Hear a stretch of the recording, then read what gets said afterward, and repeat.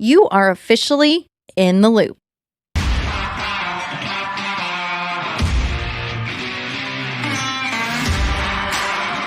Welcome to In the Loop podcast. I am your host, Jordan Joe Hollabaugh, professional rodeo athlete, entrepreneur, and a full-time cowgirl. I'm married to my best friend, and we are blessed to get to do what we love every day, and that is travel around the world and rodeo. My goal on this podcast is to promote the Western industry and specifically the sport of breakaway roping. On In the Loop, we bring you behind-the-scenes stories of what real life looks like every day from cowgirls, cowboys, industry leaders, producers, trailblazers, and all of the like, sharing stories of the Western culture and the lifestyle that they live daily. You are now officially in the loop. Let's get to it.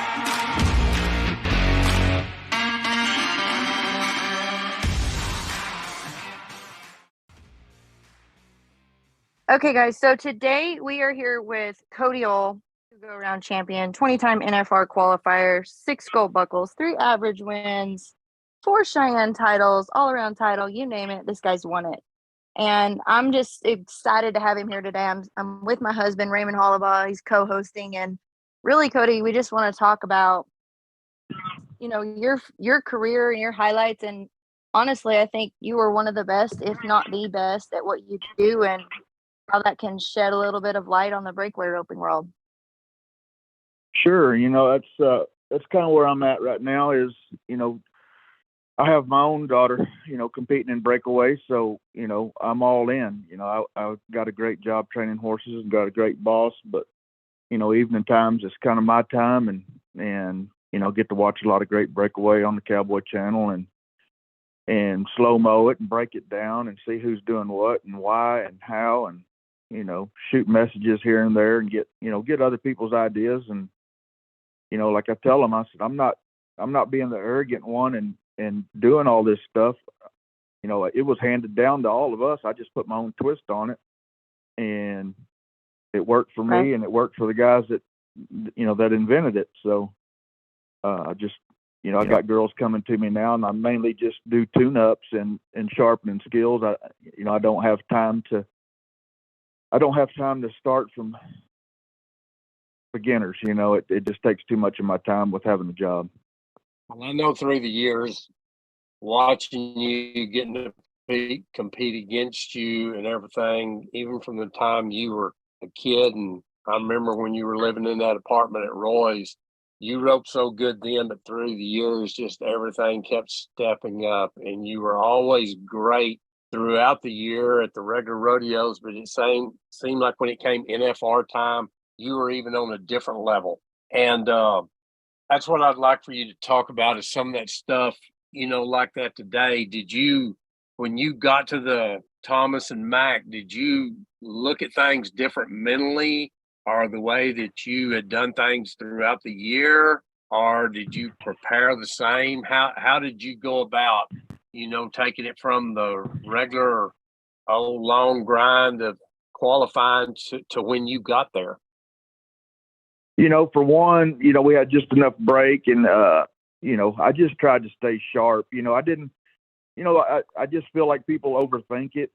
I kept it real simple. I've always been the guy, everybody wants to go in the slack. They get the little extra haze and all that stuff. You put fans in the seats, I'm going to be a half second faster on that calf than I would be at any slack run, and yeah. It's just the way I've been my whole life. I fed off the fans. I fed off the haters. I fed off anything that drove me, and, like I've got girls coming here now that are great ropers, and myself, and I got a pen full of Jersey calves, and only had a notch above those to sharpen my tools and really sharpen my horse's tools before I went to Vegas.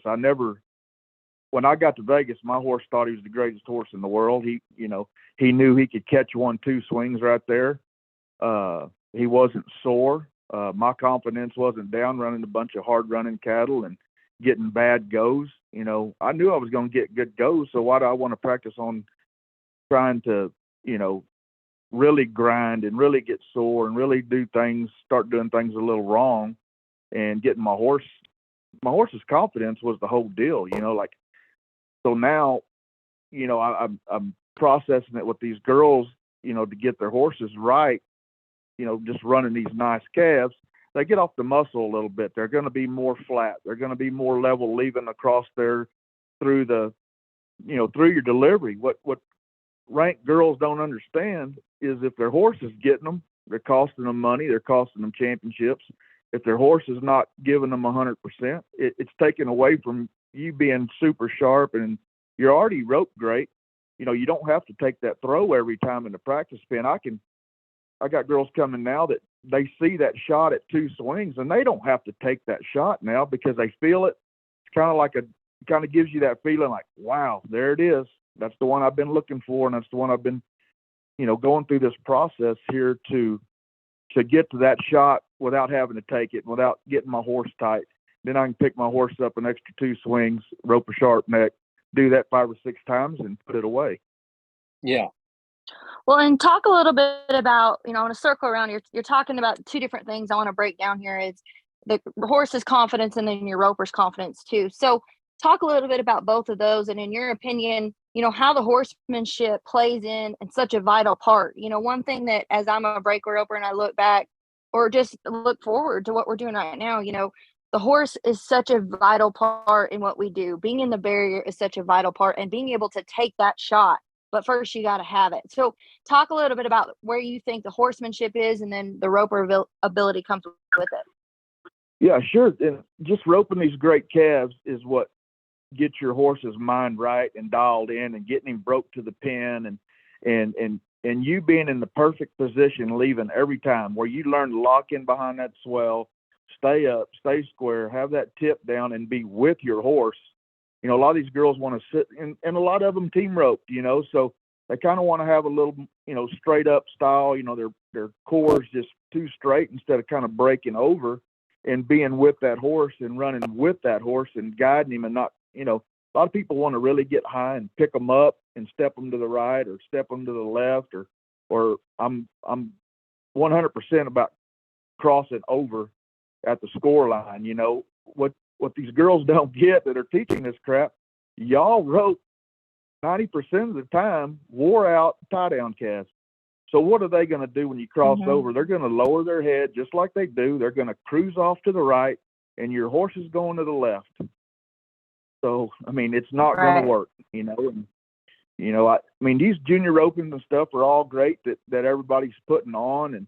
But when you got a V and you're starting out at 12 foot wide, whatever the box is, and you V it to 50 feet, you're just teaching these kids to throw a hula hoop out there, really, because they really got a pretty dang good chance of throwing it out there and catching. You're not teaching them any horsemanship. You're not teaching them to get to that pin and drive. If they step into the left, drive to the left. As they're cruising to the right, you got to pick up and push over there to that throw. I get girls here that are as rank as they are, as rank as any girl is, 2 swings. As soon as one breaks off and that horse pulls into them just a little bit to the left and the calf steps right, they look like a beginner. And I'm just trying to reprogram some of these girls that are just right there on the borderline of being good or being a superstar. And that's why I break it down every night so hard and so crucial, is because I'm raising a breakaway roper. There's thousands and thousands of good ropers. I won't settle for good. It's if you're not in the top 10%, they have amateur rodeos for a reason. That's where you better head, because them top 10 girls are going to get your 10% of girls are going to get your money every single night. Yeah, you're going to win 1 out of 10, but what I'm training here is let's fix this horse where your 5 bullets, you're going to get 3 checks out of 5, not 1 out of 10, and keeping that horse honest and moving forward and giving you that same honest throw every time. Yeah, you got to get that sucker stopped and get that flag broke off of there. But, you go to missing a couple and they go to hitting on that front end, pulling to the left as them calves break off to the right, or vice versa. It's a doggy dog world out there, and and on top of that is expensive, and it ain't hard to get a bad and sour attitude pretty quick. So talk a little bit about, one thing I think as you're talking about this, takes me back to, you know, a lot of the jackpot ropings we go to, a lot of the junior ropings we go to, they're lanes. And like you said, so they're kind of creating this issue to where really the calf can't go anywhere, your horse can't go anywhere. You see to start, you throw it. And I think that that's something as we've been out there rodeoing these last few years, we've really experienced, like, there's different score lines. It's not just, you know, right behind them anymore. The different arenas, different boxes, all these things that go with it. And then that's where you've seen the difference in the horsemanship and the roping levels and stuff like that. So what are, you know, talk a little bit about the calves you rope. You were just talking about you rope some Jersey calves and stuff. Why do you do that? What's your intention and your purpose behind that? Well, I mean, for one, I don't want to get. I mean, I want to keep my confidence great. I want to see what I want to see. So, like for instance, the girls, I'll say like Casey Gill Churchill and her mother, they've been coming here for 2 weeks now. We got a set of fresh Jersey calves, and they run medium speed. A couple of them try a little bit, and a couple of them are off the pace a little bit. But they've kind of gotten where they've gotten tight in that corner a little bit, and then they get a little elevation. So what happens then is our scoring gets off. We get to where now where they sit there, their horse isn't moving around, and a lot of times now they'll nod, and I won't open the gate. I mean, I'll just count, you know, a 1, 2, you know, and then I'll open it if the horse is still standing there square, because I want them to start learning to trust their left hand. And so that's what my ropings have been created, because we rope great calves. So you really don't get your skirt blown up if you miss the barrier 6 inches or a foot. But I want them girls to learn to trust your left hand. And that horse has got to stand there flat footed. And at my ropings, you got to see right at probably a point of the shoulder. And like I said, you can ride your futurity horse, you can ride your great horse. You're still going to catch up 3 swings, no more than 5 swings. And you're going to get lots of the same throws, lots of the same feel across there. And until you get that repetition of doing it, you know, it's hard for me to watch tie down ropers nowadays. They want me to come help them, and they run 10 calves and they make 2 great runs. Not bragging on myself, but you tell me, hey, these are 10 good calves right here, and I'm riding my best horse. I may mess up 1 calf. If you tell me, hey, Cody, go tie these 10 calves at 8.5, I promise you I can do it. And nowadays, it's because they're not staying consistent and trusting a good practice session. And I've been helping my neighbor the same way. And he's roping good calves now. He's changed his whole arena setup, roping coming out from behind them, not roping in a team roping setup. And this is my number 1 rule. How many damn team ropers do you see build a calf roping pin to sharpen their team roping skills? So why would you be a top-notch, world-class, world champion calf roper and build a team roping pin to sharpen your calf roping skills? So that's another thing I've been trying to put out there, you know, to get your setup for a calf roper or breakaway roping setup. You know, everybody wants to put their chutes on the left side of the fence over there and have a team roping pin. And the whole time, the calf is wanting to cut in front of you because your damn let-out gate is to the right. So what your horse is trying to do is trap the calf on the right. I like the right hip, but I want the right hip when I ask them to be the right hip. I want them on the left hip when I ask them the left hip. But the horses get to where they know that calf's going to come in front of them at some point. Well, those horses are just wanting to beat them to the punch is all they're doing. So they just ride to that right hip, and then that horse is just gradually trying to trap that calf to keep him over there to the left. You know, and that gets the horses stopping into you. It gets them tight, and then it it really exposes you. If you're not a roping son of a gun, you ain't going to pull that shot off. You know, and especially if one comes across there and steps left, and your horse is used to trying to trap them on that left fence. Yeah, I know through the years you rode a lot of different horses, won a lot of championships on different horses. Did you try to pattern your horses pretty close to the same, or did you try to adjust yourself to different horses?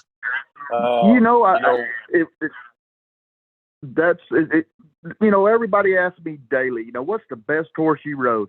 Well, I won 5 world championships, and that was because that horse bought into my process, and I kind of bought into his. You know, kind of halfway deal. There were some of them I had to completely change. There was some of them I had to free up. There was some of them I had to get on the right hip. There was some of them that didn't duck, so I had to dang sure be straight behind them, and where I could keep them up on a good calf. But the setup where you're coming out behind the calf is where you can keep a horse's shoulders picked up, and you can move them to the right and move them to the left. And the whole problem is everybody wants to pick them up real high, put the spur in them, bend them like a barrel horse, cross over to the right of them too far.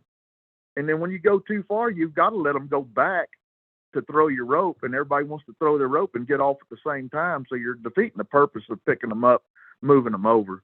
It's more of a push ahead, down low, and then you're broke over at the hips. You're locked in behind the swell, and you're more or less pushing that horse instead of picking him up and getting him off stride and shifting his shoulders one way or the other, and then like these girls now, that another thing is when they throw, as soon as they throw, they want to put a spur in them and jump them 3 foot to the right. I mean, we're not roping tie down. If he's straight behind them and then stopping right there, that's what you want, Why do you want to do that? And then every once in a while, as you're delivering, the horse is stepping into you and taking away your throw.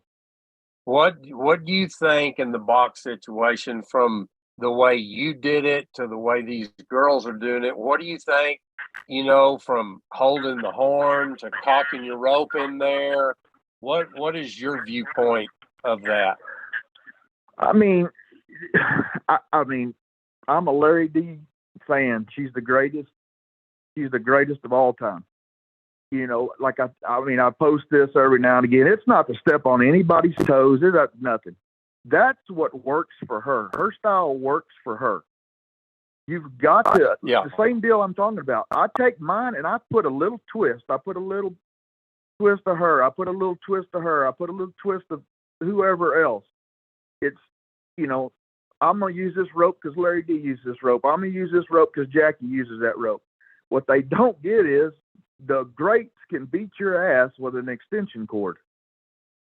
It's not that rope is the one for you. That girl goes and finds the greatest sponsor she can find, and she tells them to make me a rope that I can win with.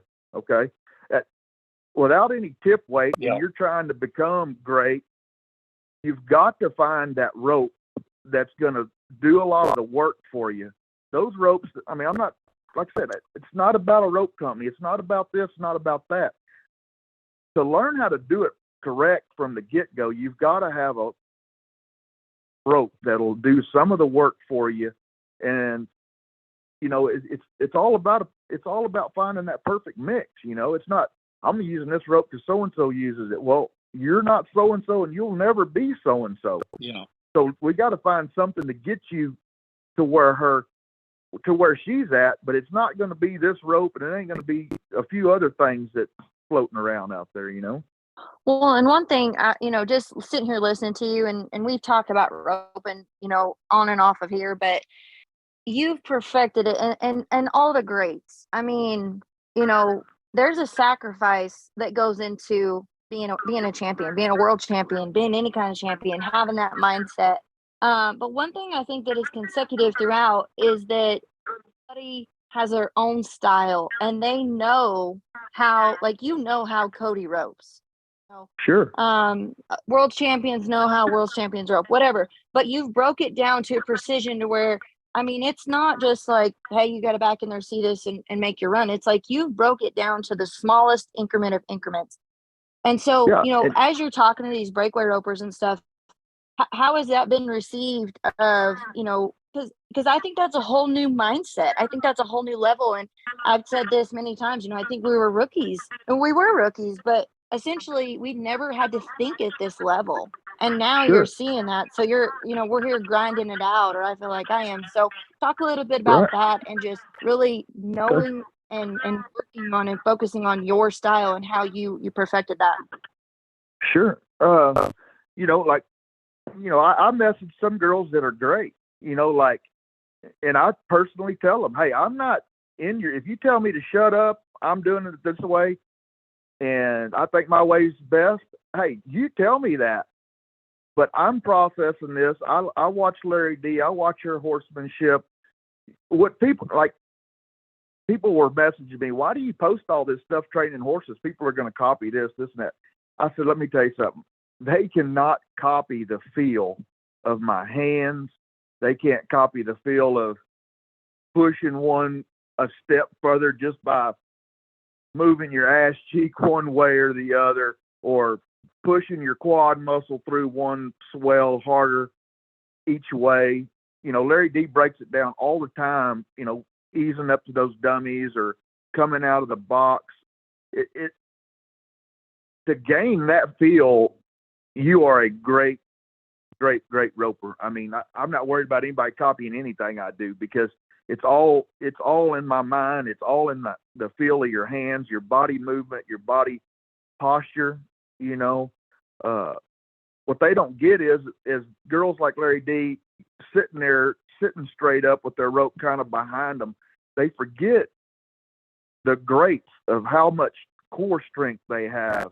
They're not just because they look like they're sitting up straight right there, they've got just 2% broke over right there. And when they do that, that core is tight before they ever nod their head. And you can just sit here and watch the ones that are trying to copy the style, but they're not knowing the core strength. They're not knowing that core is in that great roper's mind when they're sitting there and they're clenching their jaw and they're clenching their thighs and they're squeezing their saddle. So when that high-powered horse goes forward, they're going forward. Their chin's going forward. It's going down. The tip of their rope's going down. You watch these girls that are trying to copy this that don't know all that. They nod. They pick their left hand up too high, leaving there. They rock back in the back of the saddle. The first thing it does, their chin comes up. Well, then it comes to your tips leaving up there high, leaving the first swing. You're not drove through the swell. You're not where you need to be. I'm showing still shots to great ropers, to other great ropers, to other great ropers. Look where this girl's horse is at. Look where your horse is at. She's 1-9, you're 2-4. Is all that is one more step to the left, directly behind the calf. Y'all are both broke over in the perfect body position, core strength, drove over the swell and delivering all the way down to your target. But the only difference is her horse stayed hooked one more stride to the pin, past the chute, and she was directly behind the calf. And you're having to go one more jump because your horse is not staying hooked right there and trusting the process. Well, and I think that's something that Raymond and I have talked about a bunch, and I've seen him, just coaching all these girls through the many years he's been the rodeo coach here. It's a feel for a lot of us, and especially girls. Like, he can tell me something, and I'm like, okay, but I still don't get it. But if I can feel it, then I understand it, and then I can apply it more.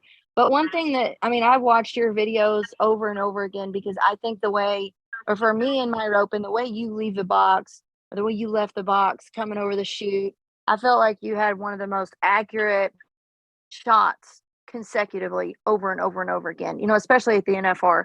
I thought you had it on them faster than anybody did. So how did you work through that? And what were some of the things that you did to get that feel, to make that happen, and to be that accurate every time? It goes back to the same deal. Like, I study everybody in the box. I study their body posture.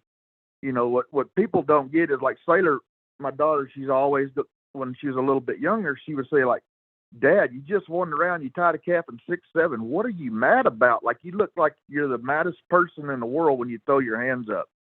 Well, anytime it's a setup designed for 2 swings, 3 swings, 4 swings, when I get set there and I take my deep breath, and 90% of the time I don't even take a deep breath. I just, when I'm ready and the calf's ready and my horse is ready, I take me just a little half breath, and then that's the last time I breathe until I throw my hands up.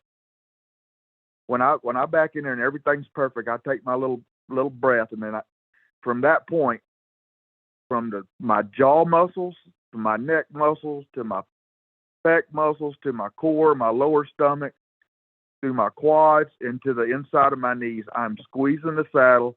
I'm clenched. I'm like a ball of muscle from the time I nod until I throw my hands up. And what that does for me is makes me be in that perfect position leaving there because I am clinched. I'm riding with my horse. I'm not blowing my legs up in the air. My horse isn't blowing me back in the air. I'm not getting my legs gapped out too far. I'm squeezing through the swells and kicking with the, lower part of my leg. And until you get that feel and coming across there smooth every time at home, you'll never master that, and like I said, I've only missed maybe 3 or 4 calves out of 199 head for money in Las Vegas because I tried to keep that same feel, the same body posture, breaking over and being with my horse, to rope. I mean, a lady asked me the other day, she's like, "Hey, I know you won 52 go-rounds in the tie-down at the NFR. Who can I send my daughter to get her sharper and get her ready to break away?" I said, "Well, honey, before I won 52 rounds in the tie-down, the first thing I did was I won 52 rounds in the breakaway." Mm-hmm. And that goes back to my horses being dialed in 100%. And if it didn't work, it's because I was struggling with that horse a little bit to be dead on and trusting the process, and he would get me a little bit. And, and another thing that would get me at Vegas is you get so consumed, dialed in at that calf's head, and you got that little dead area from you losing that calf's head for 6 inches till you can see it outside the gate. I would follow that calf too much inside the chute instead of knowing when that calf moved 3 inches and I broke to the pin with my tip down, the very next thing I needed to go to was the end of the gate to where his head was going to be. I mean, there's a guy standing on the line, so I know he's not going to just disappear on me, right? He's going to be there. I'm going to be able to see his head just in blink of an eye. So if I ever felt like I got my shorts jerked down, it was because I stayed hooked in the chute too long with him. And then all of a sudden, when my eyes went to the end of the chute, it was like, oh, crap, my eyes are behind the shoulder now because the calf has kind of beat my vision and he beat my tip of my loop where I need to be. So, like, I see guys copy what I do at Vegas, ride up to the box and swing their rope and do all that stuff. So my first text is, why are you doing that? I know that I did it, and then you started doing it. But what is the reason why you're doing it? And then I'll tell you the reason why I do it. My reason is that's where I know 100% when I nod and go, my horse is going to be there. My left foot's going to be about 6 inches from the chute, and I am visioning that calf's head being right where the barrier's going to pull. So I'm that's what keeps me from getting locked in so much in the chute. So when I see my start, I'm immediately going to that spot because, like I said, there's a guy standing 8 or 10 foot to the left of that line right there. So that calf, 99% of the time, is going to be right there. So I want to adjust my eyes from, I've seen what I wanted to see, and now I'm going out here where the tip of my loop and my first swing is covering the end of the chute, the very first swing. And then my second swing is going to end right where that calf is hitting that score line and popping that neck rope. And then that's where I'm coming with it there or one more swing. But my eyes and my vision and my tip of my loop are right there every time when that barrier comes off at a fast setup. Well, I know there was something you said just a while ago about girls kind of getting gapped open, leaving the corner and getting so far behind. I see that a lot. In fact, sure, we worked on that a lot with Jordan. And, instead of getting in the swells with your feet down, and like you said, using the lower part of the legs, they gap open, then the horses get out from under them, and then they're behind. And I know a lot of girls have really worked on that deal, but that's still kind of an ongoing problem out there with a lot of them, I think. So what gets a horse tight, and it is being inconsistent with that, is not locked in every time across there and squeezing and pushing and making that horse get in such a cool pattern. You leave there with your chin up, you done pulled your reins up high, you're a half a stride behind your horse, so you're fighting like hell to get back to where you originally wanted to be, and then, oh crap, there's my shot. Then you make that big move from the front of the saddle slamming into the swell, and 2 or 3 times of that horse is reading the play. Then they know Yes, that sir. the compensation from the back of the saddle to the front of the saddle and driving through that swell like whoom. And that's where they get real front endy. They get where you can't push them through it. And then that's when they start taking your throw away. Going to the NFR to get the mindset and know exactly what you were wanting to do, or did you kind of have that ideal even the first time you went there, or just from going through the years, did you learn that process and what you were wanting to work on when you got there? Sure. Like I said, I finally won it. Saying finally, I made it. 94 was my first year, and then, 97, finally got it done. And it just felt like I was gradually getting to that point, but until I really got through 96 and started really getting that feel. Like many times as I've roped there, and many calves as I've roped, many match ropings as I've roped, I've never felt a feeling like you get when you back into that box there. It's a short score and all, but you miss that sucker, that calf gets you by 2 inches right there. It feels like 20 feet, Yeah. And, it's hard for me to, what I learned from 94 to 96 is the best go is no more than 3 swings, because the calf is just broke the neck rope. It kind of broke his stride just barely. And if you're going full tilt right there and you can get him on the roping and then getting that separation and get you a slap down, or they get to the end of it a little faster, so you don't have to, it looked like I rode the stirrup a long time, but I was reaching just enough and getting them on the separation. So when I got beside my horse there, it happened so fast. It come tight in my hand. You go past that third swing you rope, the calf's already going, oh crap. I'm already thinking, the calf's already thinking about the back end. So he goes to shimmying, he goes to letting up, and then it feels like you're in the stirrup for days, and then 90% of them won't stay hooked to the process. They kick the stirrup. So then that's when they get the rolling falls, or horses ducking off to the left. It's not coming tight, snappy to the saddle horn, where that horse is really going to give you 110% versus 75%, because you really didn't get a good go. Calves running off one way or the other. And then what I call it, lofting, because once they get to halfway, they're kind of running on top of the ground looking for somewhere to go, and you're not going to get a true go like you was tying one from the post, Is all the goes I got from getting roping on the separation there and finding them right off the bat right there was be patient for thousandth of a second, and then when that sucker's easing around, and it's just like flanking and tying from the post from then on. It's not having to overthink or really place my slack, I got off too soon, and all that stuff. But I try not. I'm not even to that point anymore. I don't really break down the tie down anymore. I bought into this breakaway deal, and trying to raise the greatest I can. So it's all the same thing. Once the girls get in there to Vegas, to the Thomas and Mack, they're going to have to buy into this process, what I'm talking about. The going past the third swing, you're going to be 3 flat. Yeah. Even in that little short setup, because the calves are going to be letting off, and they're not going to break the flag, pop your string fast enough, So they're going to have to learn the same deal. They're going to have to learn to be to the front. They're going to have to learn to find that tip and find it right there at the score line and rope on that separation. I know that's the place these girls are headed. I think it'll eventually happen. I'm not sure how long, but I think it's going to be a change for them, when they do get there, from some of the stuff that you're saying.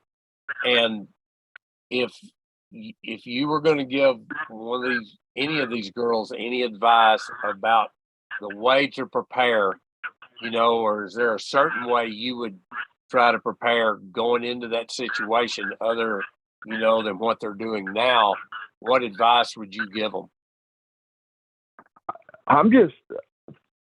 If you're gonna invest like these girls are investing, and any roper at that stage. If you're not investing in making your setup to make you better, then you're going in reverse. If you're not roping the right calves, you're going in reverse. And then with all that said, you're ruined. I've got guys that I watch in the tie down. I said, hey, man, I do live right on 281. There's two little things you can change, and you're not going to have to buy another $80,000 horse at the end of the year. This horse will last you 3 years if you will change two things. But why do I quit on calf roping? Because everybody's got it figured out. They're too cool to stop in. They're too cool to whip in and change two simple things. It's all it takes is just someone telling you that's been there and done that. There's guys, exactly. there's world champions today that won't win another one until they change two things. And I'm not afraid to text them and tell them that, hey man, there's two things that you'll change, or that'll be the only gold buckle you wear. There's two things you change, or you'll be the reserve world champ the rest of your life. Yeah. I'm not, like I'm telling you, I'm not the guru, but if Gary LeFew says he's a guru in the bull riding, well, my shit's on paper, so you better listen. I'm not competing against you, but I can't watch this either. I'll fast forward right through that crap. Well, that's kind of exactly how I stopped. These girls are buying in to what I'm telling them, and I'm not making a penny sending this text. These girls are ranked. They are as good as they get. 10 of them, they're as good as they get. There's 1,000 of them that are good. So you better buy into their process. And I just enjoy tweaking on the ones that I know are on the edge of greatness, and that want to listen. Well, that's exactly why I wanted to talk to you on this, because I saw you through the years. I know a lot of them have seen you on tape. There was none any better. And just like some of the stuff you were talking about, you were scoring at Vegas, getting it on them. It was a very consistent thing. And, and I honestly, I think some of those guys can help those girls more than the girls can. I'm not taking anything away from the girls, but I think they ride their horses a little sharper. I think their rope's a little sharper. And I've heard them say, well, y'all don't have to reach. Well, I tell you what, they let you, get ready for that and enter the breakaway. They better watch out, Sure. And, it's all the same thing. Like when I came in the steer trip, you don't reach. You run up there and do this. Watch this. Hold my coat. Watch this. I'll drop a bull trip and a steer with the best of them. I got, like I said, Casey Gale comes here. She can throw a coil and a half, and it's like a girl that's running up there in the middle of them. There's some talent out there, but she's been so talented since the age of 12, and now she's 17, and she feels like she's kind of reached her peak because all these girls have caught up to her. And now all the stuff I told her 3 years ago, she's like, oh crap. She's like a church mouse when she turns around in the box now. She wants to hear every word I say. And she's already a great roper. But until we picked that horse's shoulder up in the right way, until we stepped him to the left the right way, until we come across there and go, and just smile knowing, wow, I was fixing to crack a knot off that sucker you could hear 10 miles away. And then you don't even have to take it. You don't even have to take it. Go to your fourth swing and let that horse free roll 2 more jumps. That shot was there. When that neck rope comes off Sunday, that shot, you are ready for that shot. Yeah.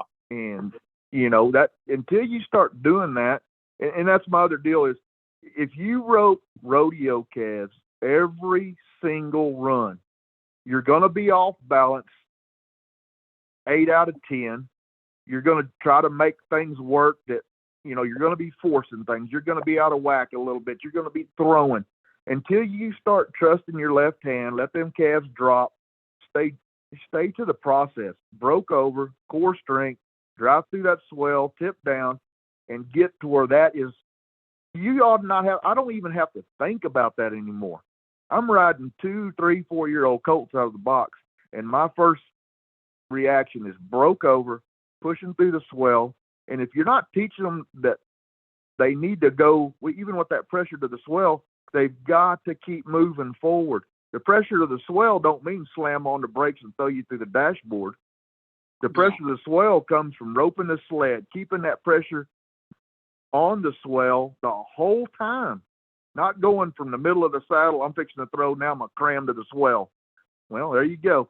Head goes down, front end goes down, and 2 calves later, you're back to fighting your head. You're back to fighting your horse. Your horse is not trusting you. You're not trusting your horse. All right. Well, and, one thing I think that, like y'all were talking about, getting a different perspective and having guys help you. One thing I will say is I think, as a woman, we get a little, minded, focused on one thing, and I think you can't see a different perspective. And that's been one thing that I really enjoyed listening to you guys, asking people questions, gaining and gleaming off of what the success that you've had is. You do see a different perspective, and there are little things that you can add to make you grow up and step up and do better. But one thing I want to ask you, I know there was one year, and I don't know exactly how many rodeos, but we're talking about all the mechanical stuff, but there's also another side of it that's the mental game. And I think that's one thing, just me speaking personally, or anybody else who's honest out there, struggles with the most, whether you're a girl or a guy, I think is the mental game. And I know one year you maybe went to 40 rodeos and made the NFR, which is like such an amazing feat. I think it was less than was that. it less than that? I don't know how many it was. I went to 25 the year I came back. Okay. In 2003, and I only went to limited amount, but I had shoulder surgery, in there too as well. And so that was, I made the cut, and then I came home, got it fixed, and then got to come back before the season. That's what I got to listen to all this crap. Like I said, this steps on toes to a lot of people, but this is black and white. This is as true as it gets. This is somebody eats, sleeps, and breathes winning first. No different than a basketball game today. We play for a state championship. Hey, you can have all the damn talent you want to, but till you have that horse leading you, you might as well stay at home. Mm-hmm. It's all about fixing. It's all about fixing your horse, your trust. What makes your confidence sky high is doing the right thing every single run. Not 1 out of 10. That's where your mind games come into play. When those girls leave here, they are smiling. They are like, holy crap, this is the way it's supposed to go. I had no idea you're supposed to. This is supposed to be fun. If you're saying the F word and you're stomping and you're spurring and you're whipping, hey, that ruins my day. It ruins my day. I try to get through a day without doing that. The patience. We've all, like Joe Beaver says, there's none of us grew up with a silver spoon. We came up the hard way. We did it the right way. We trusted the process is what separated us from the others. We trusted the process. And that's all I'm doing now is I'm training the process. I put my own little twist on it. It's exactly the way I did it. You can listen to it or you can tell me to shut up. I don't care. You tell me to shut up, or you just drive right on down the road and find somebody else. But if you trust this process that I'm telling you, the calves, the setups, your arena setups, and you're fixing the problem with your horse daily, that is the only thing that fixes your mind games. With doing all that fixes your winning percentage. When you're winning, what mind games do you have? When you're sucking is when the mind games come into play. You're not trusting the process. You're not leaving here and carrying that process with you to the rodeo. Only thing that changes at the rodeo, it's going to happen a little faster. That's the only thing that's going to happen. Don't let them jerk your shorts down. Be sharp at the barrier. Be sharp with your rope. Be sharp with your body position, your core, your being drove over the front, and get consistent at more getting checks. That's the only thing that fixes the mind game. And then it's just up to you how much you want to work and how hard you want to drive and how far you want to go. to be a world champion, or you want to be in the top 15, or you want to be in the top 30. Then that becomes your work ethic. Right. I'm not going to try to sell you on jogging 4 miles before we rope. I want to get you to well, the Raymond's not process going to do that. So I want to get you to the process in 2 weeks. Why in the hell would I want to get in tip-top shape? If I'm doing it right, when I get halfway down the rope, I'm putting the brakes on. I'm not running a marathon. I'm about being in the perfect position, setting it up, blocking my calf off, running 10 calves a day. I don't have to run 200 calves a day. I'm so dialed in and so focused. You want me to tie 10 and 8? Run them in there. That's the only thing that fixes a mind game, is being 100% prepared, having your horse 100%, and go get you 5 checks out of 10, not 1 out of 10, because that's what plays the mind game. Yeah. That's really good. Well, and I think too, like you said, nothing, when you get to the rodeo, nothing changes. And I think that that's a mistake. I mean, I've made several times. It's like, I do it at home. And like you said, we've tried to perfect it as much, put in the work, whatever you think that is for you. And then I get there and then you're like, oh gosh, I got to think now. When like at home, you weren't thinking, you were roping, you were reacting, you were focused in, you were dialed in, but then you get there and all of a sudden you're like, oh, I got to think. So what you're talking about when you're practicing, when you practice on a rodeo calf, it takes all the thinking out of it. You're just nodding and hauling ass, right? You're just nodding and going. But until you run that calf that's a little off the pace, I'm not talking about a loper, I'm not talking about a barn burner, I'm talking about the perfect roping calf. Because you're going to the rodeo and you think you're tuned up. You hadn't even attempted to score. You're just nodding and going, nodding and going, nodding and going. They come here, I'm going to try a horse today, but, we've been doing this process on my good horses, but I'm going to bring in a new horse. Well, last week that happened. She turns around in there, she backs this horse in the box. Whoa, whoa, whoa, whoa, whoa, whoa. We ain't even talked. What's your goal right here? Are you going to nod and ride? Are you going to come across there and throw 2 coils and see if she's tight? Are you going to run him up in there and see if he'll pick up and do all these things? What's our plan here? Are we going to stay to this process, or are you going to just try to expose him and see if he's going to be, if he's going to get you or he's going to be the ticket? You've got to have that plan, and roping them good calves gives you a plan. You got, hey, I know this calf. I got to see a point of his shoulder. Hey, this calf goes on a little bit. I can nod and I can just cruise across here, take my rodeo start, and do my deal. Raymond, a lot had been, when he rode a lot of younger horses and stuff like that a few years ago, they roped the dummy because he said, that was the most controlled atmosphere you could have over and over and over again to create that pattern. But this kind of makes me think a little bit similar to that. I mean, no, they're not rodeo calves like they're going to, blast you every time, but this is the closest thing you can get to a live animal that's a more of a controlled scenario, a controlled situation where you can really ask yourself and your horse for the best that you can be on each of these scenarios. I've got 15 calves loaded. There's going to be 2 in there that are medium fast. You still got to let that calf take that start, and then he's going to make you drive your horse after you've done all these right things. He's going to make you drive, and your throw is going to be 4 swings. You know what I mean? But it's going to be that rodeo feel. It's not going to be. He's not going to be kind of waiting on you like a sitting duck right there. Right. And that's another thing. I'm so. I mean, I call it sick in the head because I'm so invested in this, and I know every little muscle that I pull when I rope the dummy. Which one pulls when I'm going to my throw on my horse? Which one's in the lead? Which one's behind me? Which one's driving through the swell? What's the feel of what I'm squeezing in my lower butt? What's the muscles that I'm using right there when I really get that sweet spot feel? You know what I mean? So if I'm standing there roping the dummy flat-footed, I don't want no part of that feel. So what is that equivalent to? I'm riding a $2,500 horse. I'm pumping my hips forward to back like I'm trying to get this slow ass horse to get closer. I mean, what part of that field do you want? I mean, climbing up on a deck to rope a dummy? You're roping the wrong damn dummy. For instance, I take my dummy to Shea Goods. He said, well, what does that dummy cost? I tell him. He said, dang, that's a little high.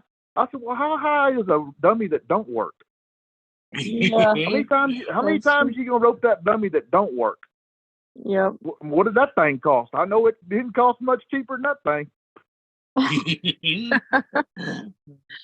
It's pretty expensive if it ain't the right angle and if it ain't the right loop and if it's the wrong dummy. I'm gonna stand there and rope that 100 times. You know what you don't get is, like, we all grew up roping a bale of hay and a calf head. Did it turn out to be the greatest way? Nope. It's just how good them guys were. You know what I mean? Yeah. There ain't nothing about sending the rope down the calf's back. Like, I'm standing there, I got my elbow beside me, and I'm roping the crap out of this dummy. That is no part of nodding, coming up, breaking over, and that shoulder coming up an extra 3 or 4 inches as you're squeezing through the swell and you got that tip down and broke over. I mean, I got my daughter so locked into that first swing and being up and that shoulder coming up 3 or 4 inches and roping this rope smart dummy. I've signed some contracts in the past. Oh man, that's the greatest damn dummy in the world. This is the greatest invention in the world. This product right here will freaking cure everything. Poor shit. I just wanted the money. Yeah. Put my name on it. Wire me $25,000. I'm good with it.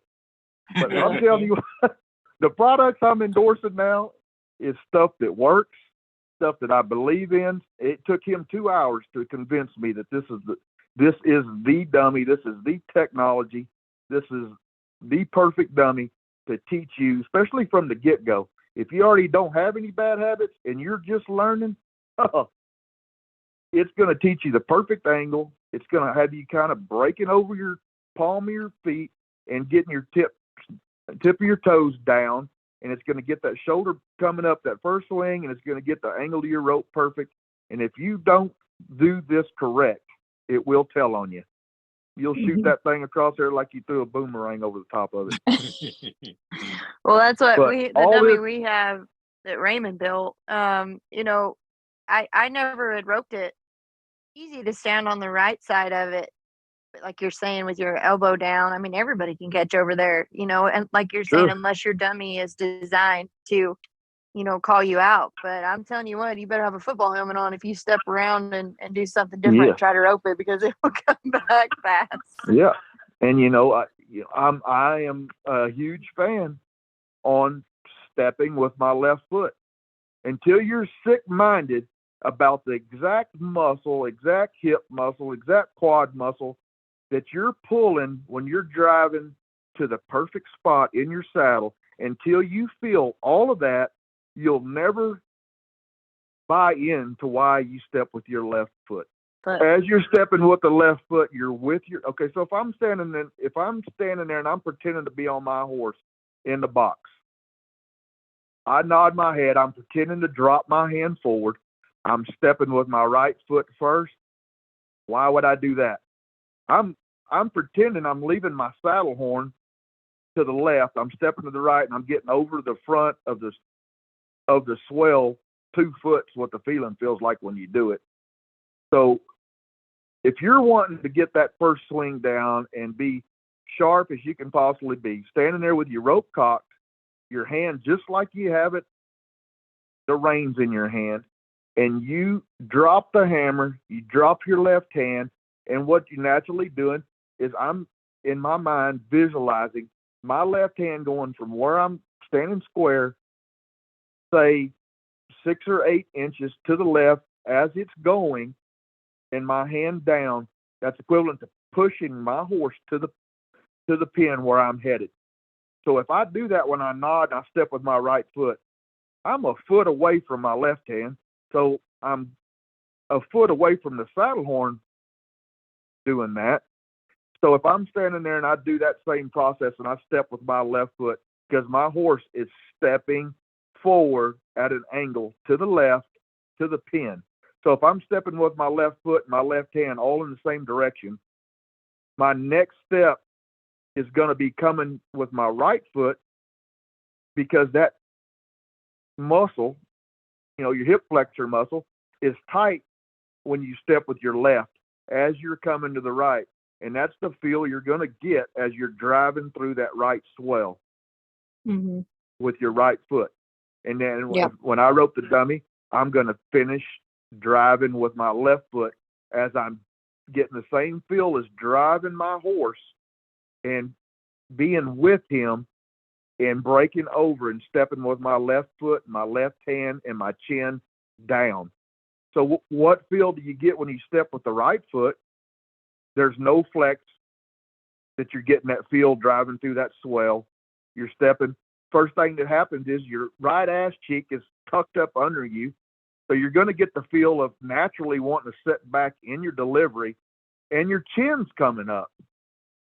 There's no way you can stay true to the process if you're visualizing all this on your horse. If you're stepping with your left, you're going with your horse, you're going with your saddle, you're going with your process, you're going with the tip of your rope. Your right one squares you back up, kind of brings you square, and then as you're coming with that power punch, it's stepping back down with your horse through your delivery. Right. And if that ain't the right way to do it, I'll take everything I've thrown and won, and I'll throw it in the trash. Well, I think you've proved that's the right way to do it. And if that's what I'm saying. I'm not telling you I'm better than anybody else. It was handed down to us. This is the way. The greatest guy ever to do it was Roy Cooper. We all copied that process. Yeah. He copied somebody's process. Joe Beaver's dad, same reason. We all trusted the process. We all came through that old little cycle right there. It was the best way, and it's still the best way. Two-handing your slack ain't the best way. Two-handing all the way to the calf's head damn sure ain't the best way. The best way is staying close to your horse, taking the tug away from the calf, one-handed with your left hand on the saddle horn or close to it, taking the calf's momentum away from him, make him post up, and be reaching with your right hand when the normal now is to be standing there flat-footed. The calf makes a little move into you. Your feet are together. You're not driving. Your legs aren't braced up. Anybody can push you over. What do you think a 240-pound calf's going to do to you when the rope hits you and you got your hands together and your feet together? It ain't going to work. And it don't frickin' work. And you wonder why your horses quit working is because what trains a great horse is a snap to the saddle horn. You double barrel your slack 5 times in a row. All of a sudden, there's no tug to the saddle horn. There's no snap to the front end. There's no snap to get that 1-2 punch right back out of it and clean your go up. And you're consistently getting a inconsistent go at your calf. But then here we are again on tie-down roping, and we're not talking tie-down roping. So. Well, I'll tell you what, I think after some girls listening to this, if I was a girl, I would be headed to your house. And I think that's not the ultimate goal. The ultimate goal is just listen and trust the process. I don't have to have you. I have a great job. I love what I'm doing, and I love helping girls that want to be great. Well, if you're coming here because your mom and dad want you to come here, you're coming to the wrong place. Right. You want me to find you a horse, you're coming to the wrong place. I'll train you one. But you want a horse, Joe Beaver's your man. You want a full-fledged roping lesson, Joe Beaver is your man. You want a quick tune-up, you want to sharpen the sharpest tools you think you already got, I'm your man. Yeah. You want an hour and a half of my time, I'll give you an hour and a half of my time and 100% of it. Well, I'll tell you what. Let's get over that. Let's get over that. My daughter, I said, hey, honey, we're not going to do this for a living if we're not going to be in the top 10%. Mm-hmm. There's thousands of them good. There's thousands of them blowing up credit cards. We ain't doing it. We're going to win, and we're going to win big, or we're not. We're going to go a different angle. Well, that's great, man. I really appreciate you coming on here today and talking to us. This has been great. And if there's some girls and guys don't get something, out of this today, that's on them. Yeah. Because you're the greatest that's done this. You've proved that by everything you've won. I really appreciate you coming on here. And like I said, I know you're riding a lot of horses and you're training horses for people, and you're having ropings and these schools. And man, I'm so glad you're still involved with this and doing it to make everybody better. And I just really appreciate it. Oh, here's the deal. These deals you're going to, that's not getting you any better. When you come here, I'm getting you better for Walla Walla, Washington. I'm getting you better for Ellensburg, Washington. I'm getting you better for a nod and ride at Northside. It doesn't matter where you're going. My process is to get you better every run. You've got to learn to score. You've got to learn to pick your horse up. You got to learn to rope gaining on a calf a little faster. You got to learn to do all the things it takes for you to be great past junior ropings and the V. Right. It ain't nod, ride, throw it straight out there and the calf runs and you loop. Them days are over when you're 19. Exactly. Yeah. Well, I have one more question for you, Cody. I ask everybody who comes on my podcast, if you could go back and tell your younger self something, what would it be and why? I don't know. I just try to, with me, it's 200 and almost close to 270 days alcohol free for me. And, it's the only way for me now. And it should have been a long time ago. People, until people put these boots on that I wear, Joe Beaver wears, Fred Whitfield wears, the greatest in the world wears, you don't get it. We've done it the wildest way. We've done it the funnest way. There is better ways. I wouldn't trade anything we've done, but and it never took away from my work ethic. It didn't matter if I was hungover or drove all night or partied all night.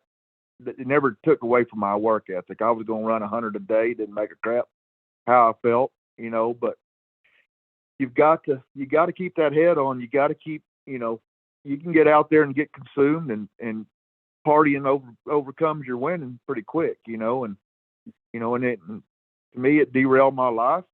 I'm not ashamed of it 1 ounce. It took me to rock bottom. Your life's not over. And look at the path it's not you're over, on now. But I grabbed a hold of it before it was too late.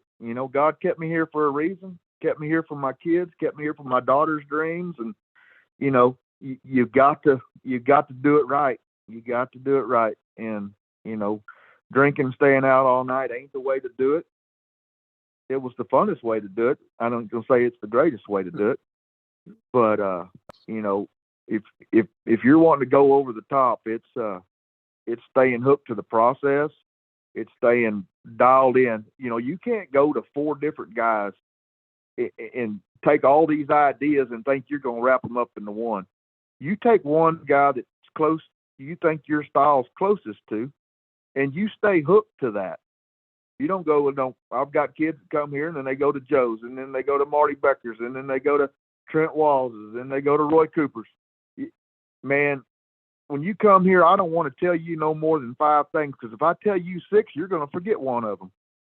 There's not 49 things. There ain't 49 things to this. This is as gimmick free when you pull in my driveway as you'll get anywhere. It's the raw truth. There's 5 things normally that I need to change on you to fix or to better. It might be doing it right. Just need to better it. There's 5 things. And like I said, 90% of the time, if I tell you 6 things, you're going to forget one of them. So I keep it to the point, and you're doing it, those 5 things right, things are going to get better. Well, I think that's great advice. And I mean, I'm proud of you for being on that streak and making that bold choice. And, your life is a testimony, not just because of what you won, but because of where you're at now too. And, I think that's the biggest thing I've learned is it's not so much our words as our actions as people, focus on. And I think you're doing that. And so, as a fellow roper, I'm appreciative of you. And as a person, I know we're all people and you don't know what people are going through. So, just always be kind and generous and put a smile on your face, because you just don't ever know, when that might matter or when it does. And sure, it's my number one. If you're not riding in the box and I can't jack with you, you smile before you nod. it ain't gonna work. You know what I mean? We talk about that every day. This has got to be a fun process. Saylor can have hell on 3 calves, and I said, "Would you please stop, or I'll say something stupid." And she can't do nothing but giggle or laugh. The next calf, we are dialed in. I said, "I can chew your ass for 20 minutes. There's no use in it. You know what to do right. You know what you're doing wrong. Fix it." Right. But first off, fix that attitude. Let's smile one time, and I'll give her a bad gait, and she'll get pissed. And I go, "I'm gonna give you another bad gait till you smile," and then boom, here we go. Then we're on the right foot. We're all having fun, and we're all getting better. Yep. That's great. Well, Cody, again, we really appreciate this. Man, it's been great stuff. I think you're gonna have lots of girls stopping by your house on 281. We're gonna be one of them, and so I really appreciate you talking to us. And as far as I'm concerned, it's coming from the best. And well, I appreciate it, but it means a lot, and I put a lot into it. It's not you can take it too far, and you can go in reverse. It's a simple process, but you got to stay hooked to it. Well, is there any way, so, as far as people wanting to get in touch with you, if they want to set up a time to come rope with you, what does that look like? What's the best way for people to get a hold of you and all the things you've got going on? I mean, I'm 90% just on Messenger or Instagram, official Cody Ohl, or I put my phone number out there. It's on all the flyers that we do ropings and stuff. I'm not that guy. You can have my number. Text me or send me a message on Instagram, or better than that, just show up on a Sunday and enter a couple times. You're gonna get 6 quality runs, and then we'll visit from there if you want to visit. Yeah. Well, and you guys have been having some really good ropings in Hico. I'm excited when we get back down there a little bit this spring to maybe come over there and rope. How long are you Sure. going to have those ropings, and what do they look like? Well, I mean, another thing I'm proud of is, and it's the reason I post a couple of times a week. There's 4x8 banners on the fence that get shout outs every single time I nod my head out there. We've got great national sponsors that believe in what I'm doing. And not only that, they believe in the girls. I have not made one single text or call to anybody about being a sponsor for girls that have said no yet. Right. I add money because it's not coming out of my pocket. I'm adding money Right. because the people on the fence believe in what y'all are doing. Mm-hmm. They believe in your smiling faces. They believe in your process. They believe in, y'all haven't had it fair.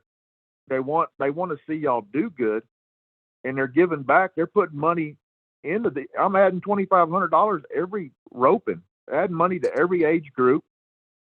It's because of national sponsors. It's American Hats. It's Rock and Roll. It's Huey. It's Frontier Rodeo Coffee. You name it. List goes on and on. Bill Fick Ford. I mean, it's all people that get us down the road daily. It's the Right. same people that are on the fences at the National Finals Rodeo that are in the fence in my arena, believing what we're doing and giving back to y'all. Well, and that's So, important, and just having those people behind us, I think, drives us to do better and step up as professionals in and out of the arena. But if y'all have a chance, go over to Hico, check out Cody on all things social media, Facebook, Instagram. I know he's having some great ropings every Sunday, and he'll keep those up. So y'all check it out. And Cody, thank you for coming to this show, and we appreciate your time. You bet. I appreciate you guys.